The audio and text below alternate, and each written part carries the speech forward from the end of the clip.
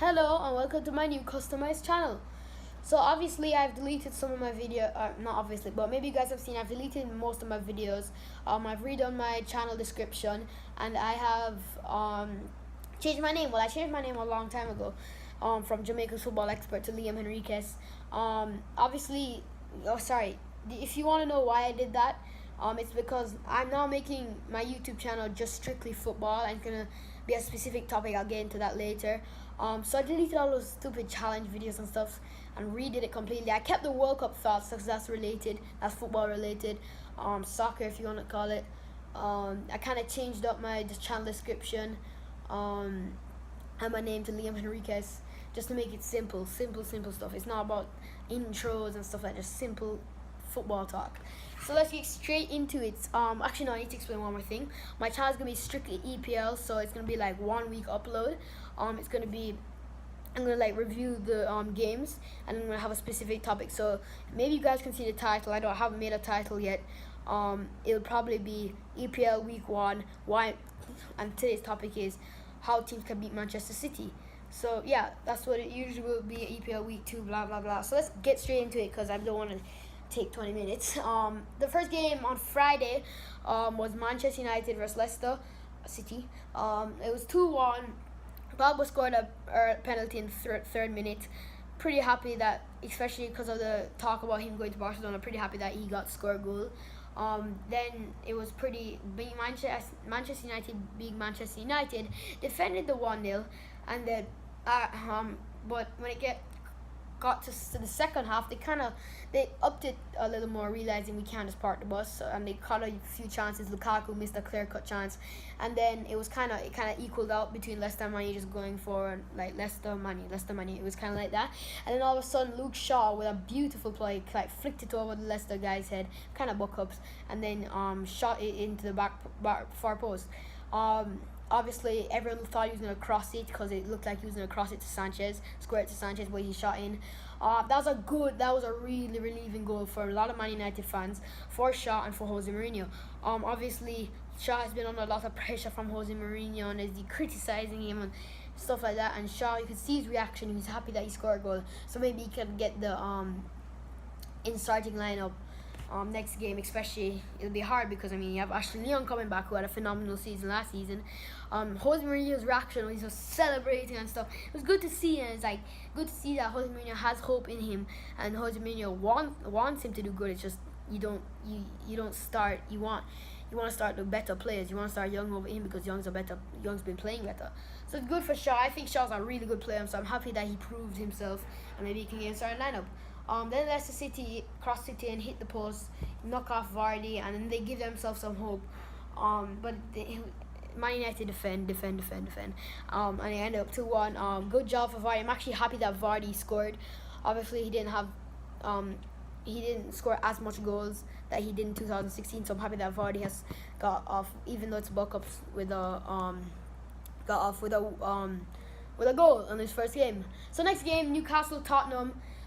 This was one of those games where they score like 3 goals early, and then everyone's like, oh, it's gonna be such a good game, and then it just ends up being no more goals after that.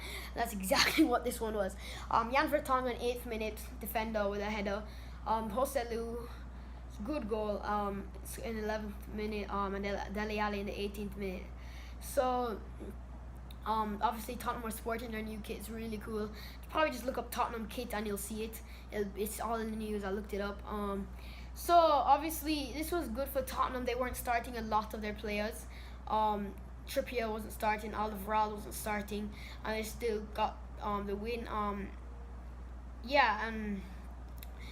Kane wasn't up to his best, but it's fine. Newcastle were probably trying to get the equalizer, but it looked like Tottenham would get a third rather than Newcastle get the equalizer because of the level of quality. All due respect to Newcastle, it was hard for Newcastle to try get on the front foot, and Tottenham were just kind of playing the ball around, like just passing the ball around every now and then. If the opportunity kick was presented to them, go and try to get the third.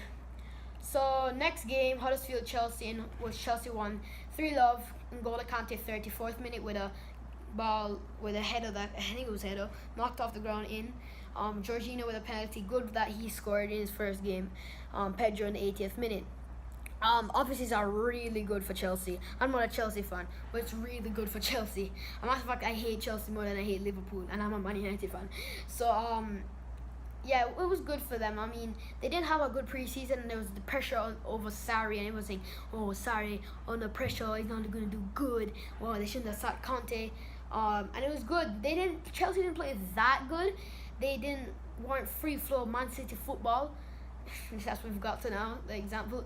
But they scored the 3 goals. Huddersfield did have a lot of chance. But they scored the 3 goals. They got the result, and really good for Sarri. Obviously, after a bad preseason, they weren't playing good at all. Hazard was on the bench. It's really they had Sel Courtois, so it was really good for Chelsea. They were top of the table then, but not for long. Get into that later. Next game was Bournemouth Cardiff City. I was excited for this. It was like the first game where a new team was playing. Well, technically not, because they were all playing at the same time, but so yeah, let's get Bournemouth Cardiff City. Ryan Fraser in the 24th minute and Callum Wilson in the 91st minute of stoppage time. So obviously I'm really happy for Callum Wilson that he scored that goal, because remember 2 years ago, about 2 years ago, he scored he got an injury, and Callum Wilson before that injury was on fire. The man was really good, and everyone was so like mad. It's like, Callum Wilson, he's so good, and blah blah. And he came back towards the end of the last season. He scored a couple goals. He didn't do that good at all, but he was just coming back from a year-long injury. So, but to see him score a really important goal for Bournemouth in this game is really refreshing for me. Cardiff weren't that convincing, I guess. To be honest with you, I'm kind of their team just doesn't look like the team to a lot of people are saying they'll come last. Their team doesn't look like that type of team to go all the way. Sorry, don't mean go all the way, but to have a decent season and stay up. Wolves have recruited a lot of players. Fulham have recruited a lot of players, so I think Wolves and Fulham are going to be the 2 teams to stay up. I think Cardiff will go down. I don't want them to. I like Cardiff, but next game was Watford Brighton.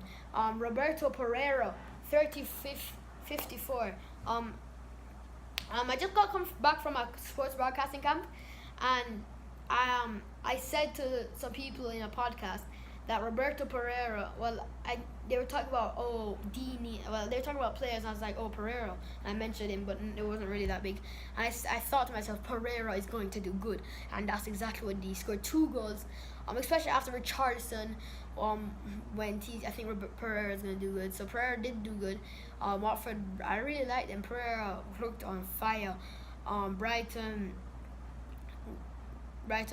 Yeah, so it was just an average game. 2-0, not that much to talk about. I was pretty impressed with Brighton.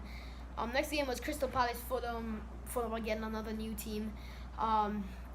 Jeffrey Schlupp and Wilfred Zaha. Jeffrey with a really good goal, if you can look that up. Kind of like Shaw's goal, I think, in the 41st minute, and Zaha with a counter goal in the 79th minute.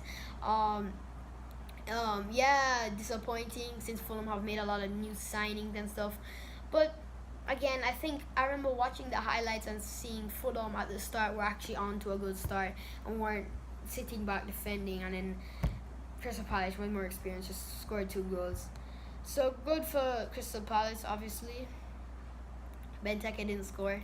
Kind of disappointing, especially after his bad season last year. Wolves Everton.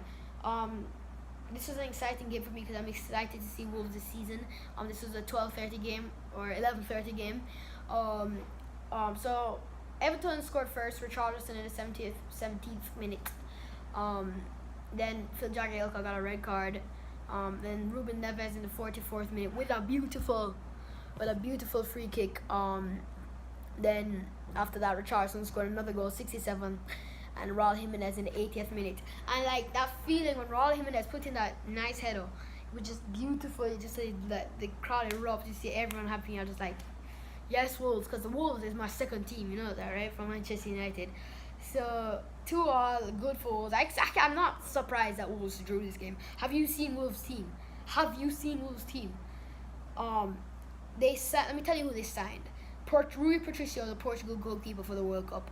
João Moutinho, centre midfielder for the World Cup. These two players all started. Raul Jimenez, the Mexican backup striker. Backup because he's backup for Chicharito. He's like a touch worse than Chicharito. So he's still really good. And Ryan Bennett from Fulham. Wait, no. No, yeah, Ryan Bennett's not a new signing. Sorry about that. So that is really good for massive signings. Obviously adding to Ruben Neves, who they signed last year, who's really good. And nice Helder Costa, all of them. So I think I'm excited. Well, not only do I like them, I'm excited for this Wolves teams. So that was 2-2. And then we had the Sunday matches, which I got to actually see. Southampton, Burnley, 0-0.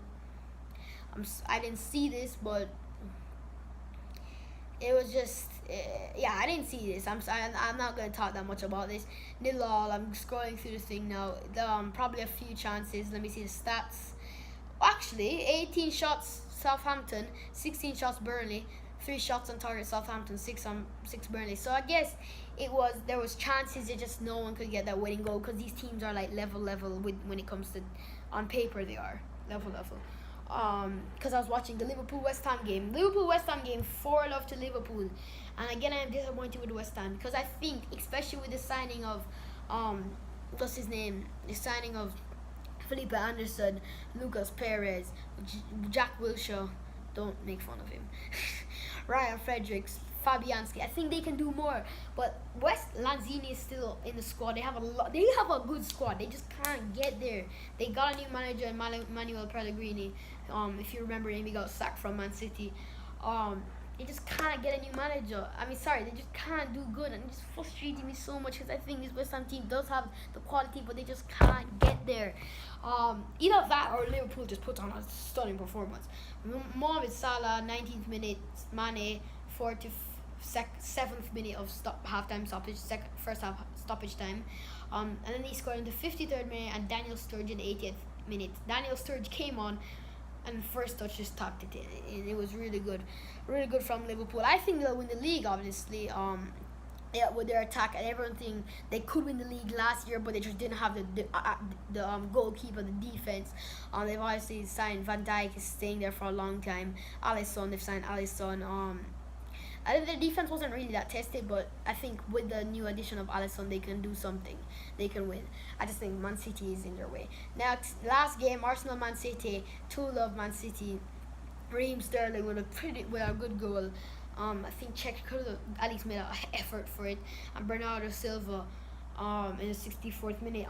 Their defense, Czech had a horrible game. They kept trying to play the ball short like Man City does, and they kept making mistakes. Obviously, the youngster Gundozi, the ball was passed to him and just like completely missed it. Aguero was there and missed the one-on-one, but if he squared it to De Bruyne would have shot it in. So I think Arsenal can have the potential to be a good team if they were more clinical, because they had a lot of chances, more clinical, and they shaped up their defense. They can be a better Arsenal team than they were last year. All right, so Man City. What teams can do to be Man City? I know this has gone a little bit long. It's 13 minutes so far. What teams can do to be Man City? Let me get on to small teams first. Let me get on to a match that happened last season. Huddersfield versus Manchester City. Man City scored an early goal, 1-0, and then Huddersfield from the start of the game were defending, and then you saw Man City score, and you're like, all right, it's over, because if Huddersfield are defending, how are they going to get a goal? How are they going to switch around and get a goal? But they did. Before halftime, they went and scored a goal, and I was just like, how? Because if they're defending, and then they have to switch around and try to score a goal against this Man City team immediately, and then they went and scored again right before halftime. And guess what they did in the second half? defend. Unlucky Kyle Walker scored a last-minute goal. But that's something I want to bring up, especially since who's playing Man City next? Huddersfield. Coincidental, Huddersfield is playing Man City next. And then after that, Wolves. So two, all due respect, lower teams. What I think, especially Wolves, let me get on Wolves. Wolves can defend, and then catch out Man City. What Arsenal did a couple times they would defend, and then like they would like pass the ball to like one of their midfielders, and then midfielders just like all out of nowhere just plays amazing ball to their strikers, and Man City would just be caught off guard. That's what Wolves should do. Defend. Give it to Ruben Neves, or Moutinho, who we've seen can play balls. We know they're good players, and then we just blast it up because they have a good Jota, Jimenez, Helder Costa. They have a good attack. So maybe just pass it around, get the ball, just out of nowhere, just blast it up, and don't just blast it up. Give it to someone, and then maybe you'll get on the counter. But you can't just like try catch them up by tiki-taka football, because then Man City will have time to recover. So obviously, I think that's what they can do. Huddersfield last year proved that even though teams will defend, they can still score against Man City. So that is defend against Man City, but you can still score. So that's good for the small teams. But the big teams can still do that. They can do that better than small teams based on quality. But the big teams are expected not to do that. So as for the big teams, I think teams like Man United will do it. Will defend. We've seen Man United. They'll just be pushing. They'll just defend. David De Gea with 32 saves. Oh my God. Man United will defend. Teams like Liverpool will attack. Obviously, they cannot defend with that attack. Liverpool will attack, but obviously stay stable defensive. They won't go all out. They'll still attack. Tottenham. I don't know. Tottenham will probably just Man City will probably be on the front foot, and Tottenham will, with their creativity in Huminson and Christian Eriksen, Moura, all of them, will probably try to get the ball to Kane and stuff. Anyway, what I'm saying is just like, especially with a small team, defend, and even if you concede, you still have a chance. Huddersfield proved that. So that's what I think teams can do to beat Man City, especially with the catch-out thing. I think Man United could do that because since they'll probably defend, the Man United with their Pogba could just out of nowhere just play a beautiful ball and hit them on the counter, because Man City are weak in that. I've seen so many teams just automatically get the ball and just blast it down and catch Man City on the counter. I've seen so many teams, and that's what all these Premier League teams need to do: catch Man City on the counter. Liverpool have an amazing counter, catch Man City on the counter. Tottenham have an amazing Christian Eriksen, Son Heung-min, catch them on the counter. Chelsea, I joke. All due respect to Chelsea, they've signed Jorginho. They are Hazard. They catch them on the counter. Any team just catch Man City on the counter. I'm telling you, especially with we've seen Ottomani made so much. Seen Ottomani make so much mistakes with Argentina. Well, Argentina's whole defense made mistakes. Laporte is a young defender. John Stones is a young defender. So catch them out. So catch Man City out on the counter. I think that will work really well. If necessary, and especially if you're a small team, defend. And if you're like a Liverpool, maybe you can attack. But that will wrap it up for today. Tune in for next week's. I'll try my best. Remember, I have school, so it'll be hard to do it on Mondays. Today's on Monday, so it'll be hard. I start school next week, Monday. So, bye. Oh yeah, I forgot something. If you want to see an amazing play, I'll leave a link in the description. Last night I saw, which was Sunday night, DC United versus Orlando City, and Wayne Rooney was a big part of it. I'm not even gonna spoil it for you guys. The link is in the description for the play. So just watch it, please, and it's just beautiful. All right. So see you later. Tune in next week for the second Premier League wrap up.